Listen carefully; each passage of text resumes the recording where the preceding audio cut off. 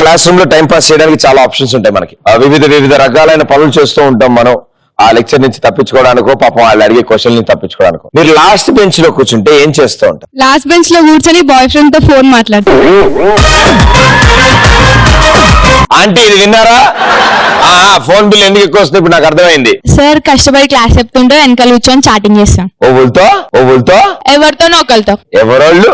మీరే last bench లో కూర్చొని హ్యాండ్సమ్ సర్స్ వస్తే వాళ్ళని ఫొటోస్ తీయడం. లాస్ట్ బెంచ్ లో కూర్చొని ప్రదీప్ ఫోటో ఫోన్ లో చూసుకుంటూ కిస్సెస్ పెట్టుకుంటూ ఉంటా.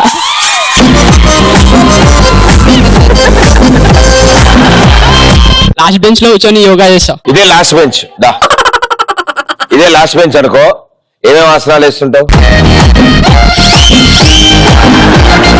Very good. బెంచ్ మీద కూర్చో, ముందు బెంచ్ మీద కూర్చో. టీచర్ కూతురు వస్తే టీచర్ కూతురికి లైన్ ఇస్తాం. నీకోసం టీచర్ కూతురు వస్తుంది లాస్ట్ బెంచ్. లాస్ట్ బెంచ్ లో కూర్చొని ముఖం కడుకొని టిఫిన్ చేసి పండుకుంటా. నెక్స్ట్ వీకెండ్ కి చిట్స్ ప్రిపేర్ చేసుకుంటా. దేనికి? Weekend is an exam day. Oh my man. Ram కనిపిస్తే లాస్ట్ బెంచ్ లో కూర్చొని ఎలా ప్రపోజ్ చేయాలని ఆలోచిస్తాం. ఇప్పుడు కనిపించాడు అనుకో అమ్మ. రామ్ నువ్వు పెద్ద ఫ్యాన్ ని. I love you. FB లో ఎట్లా ఏ పిక్స్ పోస్ట్ చేయాలో థింక్ చేస్తా. ఒకసారి పోస్ట్ చేసి చూడు, కింద కమెంట్లు వస్తాయి. దాన్ని బట్టి ఉంచాలా తీసేయాలని అర్థం అవుద్ది మనకి ఫోటో. లాస్ట్ బెంచ్ లో కూర్చొని కిమా సమోసా తింటే కత్తిలా ఉంటది. అదే చేస్తాం.